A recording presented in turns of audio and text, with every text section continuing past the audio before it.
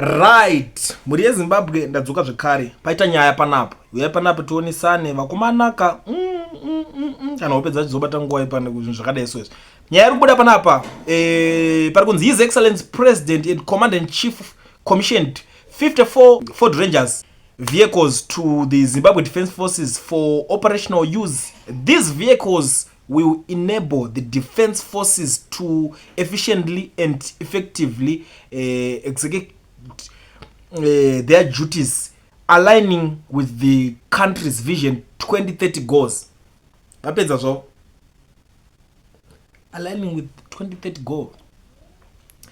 Army zvedu isusu muno muzviri zvelevel remuZimbabwe nemota dziri kutariswa dzacho zvinhu dzatengwa zvokunzonzi maduties machinji avanenge vachiita inango handione kuti ndeyechii handimbozvione chokwadi honestly speaking kudai handimbozvione kuti zvichawedzera chipa kubuildwa kwenyika. Army basa rayo rimbonyatsori rechi we all know kuti masecurity nenyika but hanoti guys kuti vanenge vachifamba vachiita nyika chekugadha here songoziva kuti vanhu vari kuti vanongogara vari mumabharaki avo ikoko kana pachitaurwa something kana pazonzi pazoitika chakati emergency panosumuka zvekudii but vafambe nemota idzi ndedzemashefu idzi nesituation iri muZimbabwe izvezvi so zvakaoma. Mire munzwe Advocate Fedzai here ari kubudawo panapa uyu former MP weCitizen Coalition for Change angari spokesperson ari kutaurawo panapa ari kuti you have no money to fix the electricity crisis, buy ambulances for hospitals, make sure children have enough textbooks, buy food to make sure people do not starve, pay the country debts, build a soccer stadium, or even ensure that citizens have clean tap water, but you have money to splurge on unnecessary luxury cars for the army. Zimbabwe is not poor, it's poorly managed. What a mess. We need new leaders. Don't you kutanga ikutaura Advocate Fedzai here panapa. I don't even know kuti sanction iri kupinda papi. Umwe panapa ari kutouya chinondudza kuti how did you navigate US sanctions to buy these American models? Kako sanction mazoriita zvekuti kaizika inosati zvimwe zvacho unosvika pachikamu chekutoka kuzorora. Anyway, ndatouya panapa. Kana uchiziva kuti iwo watondoona tanga nekulike this video right now kuitira kuti vaboikani hatisi kutendererana. Right, kuita rudzi ikoko mota dzese idzodzi luxury cars ende vanhu vari kupopota vanhu vari kuwadziwa komana. Isn't it amazing how sanctions never affect your consumption of motor vehicles? It always affects things to do with the well-being of the people like health, energy, transport, etc. Uyu walaka Army yatove naye president mutsva kare ari kuuya after AD.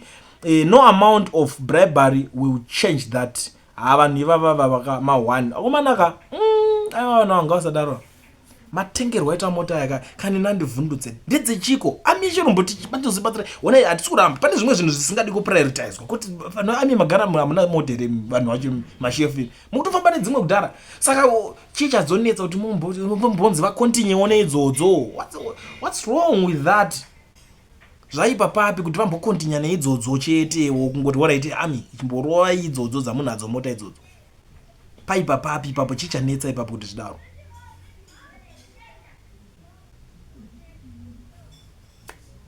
Ford Ranger yeah akomanaka and type mota dzacho dziri kutengwa warati kana zviri zvekunzi mota dzekunzi kushandisa aiwa zvokuti Ford Ranger zvinabasa ngabatengwa kana zvimwe zvima Nissan machembere zvakachipa zvokuti pa price ye Ford Ranger yatengwa kachi Nissan machembere chacho panotengwa kana 55 kana 66 so that pongozikana kuti is the mode of transport dzotengwawo dziri affordable also dzekuti even kana pama services zacho dzinenge dzitoriwo futi affordable also. Kungomirira ngoti pakuda kutonzi pazopera mushonga muchipatara zonzi sanction yedu ma1 kapambovhurwa mabox ezvinhu emushonga muzvipatara so pachinzi takuvhura mabox emushonga muzvipatara porekedza kunzi kuone konzi pati ndingino zvisanction izvi. Mumwe pana pari kubuda pana banzo ndokumbira kuti mumboenda pachitungudza General Hospital Ward 4 kumadziva ndadzoka uko munoona situation iripo manesi haana kana hanya nevanhu vari varwere vari imomo muri kufiwa kwete zvekutamba hakumanaka. Please chimboitaiwo plan ipapo ngarifambe shoko. Make sure wagara walike this video dauti risvike shoko ero because kuruviwa mota dzatengwa kana ndishoko riri kuti mota dzatengwa rasvika kuno ngaridzokerewo rekuti kuno kumanje kwaita maproblems kwakawanda wanda, kwaita maproblems kuchitungwiza, kwaita maproblems kumageto, kwaita maproblems emasuweji haasi kuningirwa, kwaita maproblems ekuti marara haasi kutombotakurika, kwaita maproblems ekuti clean water haichatombowanika mumatepi, kwaita maproblems ekuti magetsi ari kuzongoya kana akuda, kwaita maproblems ekuti mabasa ari kushayikwa, vanhu vari kutoita chirovha chikanyanya 82% yeunemployment rate, kwaita problem yekuti vanhu tiri kubuda muZimbabwe tichienda kunoshanda kune dzimwe nyika asi nyika yedu tinayo tobva tatanga kurarama kunge varanda zveupenyu hwese, maproblems obhoyiwayo. Let's talk about it. Let's talk about it. Umarubuda panapa, what's this obsession with cars? Honestly, people are starving, but the government only thinks about impressing the same groups of people over and over again. Is Zimbabwe for chief soldiers and ZANU-PF enablers only? Pakutobvunzwa mubvunzo. Zvanzi yatoema chief iri pamwe maka kuna ana sekuru vedu imi mawo veterans. Makaenda kuhondo. Hama neshamwari nanani vese vanhu vese vakanyatsonorwa hondo zvatonyatsoziva. Pamwe hondo iyi makanyatsoirwira kuti kuzongobenefita machief nemasoja. Cause stifunga kuti pamwe zvichabenefita munhu wese ka, but tikutoramba tichitoona kuti vanhu ava ende mutotanga mutorarama nyika imwe yakatosiyana neyevamwe. Umwe ari kuti our scarce resources being wasted bribing army and village heads. Vakomana ngaasadaro umanaka kumachifu ikoko, kumachifu manje chinoitika nje kuti ndo kumavillage kuti ukada kungonetsa kungodonzi chinobva ngonzi buda muno mushamwari audi kuterere ndoka zvinotangira unongonzi munhu wese kuno kuti notovhotera zvakadai so zvatopera ndomatangira zvinotoita akutoreke kunoitonzi kuno kakutoreke makanzela nemachinja anogara akatouzwa kuno kakutoreke kuna chinonzi ngini chinopinda muno opposition ndiani cause anenge zvane mota kudhara dzavanongatengerwa same applies neni ngirikini zvese zvinenge zvakuitika kumasoja security forces bribe yacho ka iri extraordinary.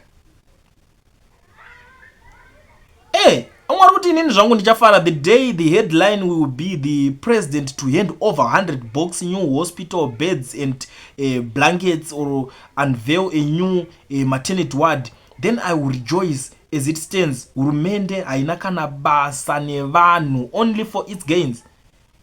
Mnawana nenyaya dziri kubuda dzekunzi hurumende iri broke, mabrokeri kuchoboka, hurumende kunzi yakachoboka choboka to the extent kusvika pakutoti munhu akuta betting yako 10% yako tipe kuno kana wawina kuchoboka to the fullest.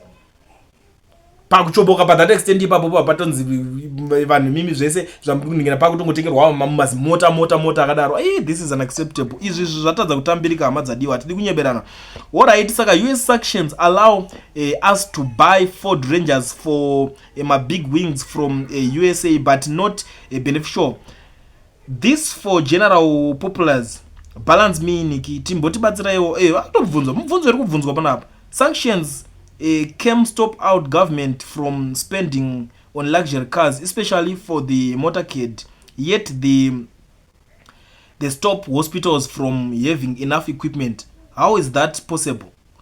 Vamwe vaida kumbotitira nharo katitaura kuti unoona nyaya yemuzvipatara zvinofanira kuti paitwe plan inoshanda kwete kuti timbotanga kungonzi panapa pozotanga kuti Zimbabwe is poor. Zimbabwe is not poor, is poorly governed. Ndozvo nyaya inenge ichitaurika. Vamwe vatanga kuti aiwa mimi muri kuzovavenga tikuvavenga but life inota chihambula vanhu mbijana musombona kuti iko zvino zvakusinda tepe vanhu vanonyota nharo idzo zvisina nebasa rese because anonga reality inozonomubata anozopfura neko kuchipatara kwacho zoona kuti situation irapanda mahwani ende kuchipatara kwacho havavanzeka uchitongosvika ndazodaenda hoda ora bongo unyorera prescription kana mazosanganiswa na doctor or something ubvunze nemunotenga mushonga wenyu wega. Why muchinzi munotenga mushonga wenyu wega? Meaning muchipatara muna mushonga tikambofocus ipapo bozi bona parozi padwa kana muchida mune rudo nekuda kuti muda kutonga vanhu mombovatengera mushonga muzvipatara tombotanga tamborwisana nezvirwere totodziza kuti department irobo zvine basa rechiko zvokuti mota machimaningirine yacho vanenge vachitengera ami munhu ngatengei kumba kwake panopuwa salary yake ka unozonzerwa kuti watengera mota takutengera mota yeningirine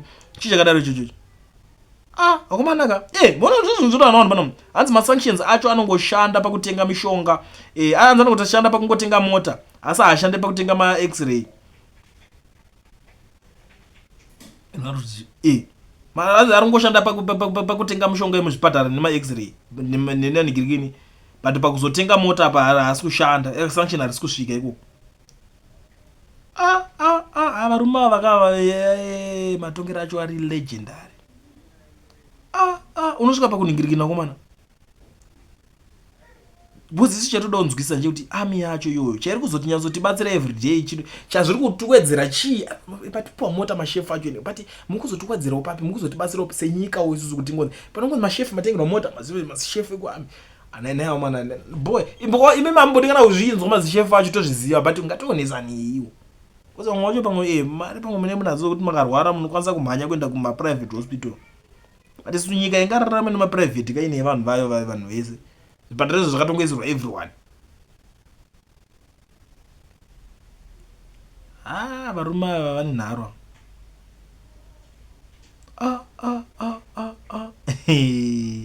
Yeah. I fail to see the sense of the move as a financial sound economic action. If it were tanks or fighter jets, I would say it's logical, but this is just bullshit. For sure. Kana ari matenga yami atinonzwisa kuti aiwa nyika yese inotodawo zvinhu zvayo kuzi munopindwa ka saka nyika yese titozoneda izvi mota zvinoshandisa chii unofunga kuti chika zvikatonzi chatsva munochichandisa chii mota chi chikatonzi chabvunduka munyika yenyu munochishandisa chii but matenga yami mazonzi kwakati vakutoya mototozoti right tine security even army right kana ikagara ine imwe equipment yayo munogona kumboti kwakati kwaita nigirikiri moenda munobatsira hondo yacho moita like zvinoita naAmerica ka kuti mukanzwa kuti nigirikiri vanombonobatsira votokubatsira nokubira futi voane something way vanozongopohwa something like that but kunoku dololo ameno ndezve. Anyway, muri Zimbabwe ndangodarika nepanapa ndiudzewo zvamukufunga in the comment section. Inini zvangu zvandinofunga ndatokuudzai. Tell me what you think in the comment section. Ngatisangane ipapo tipa tangoonesana.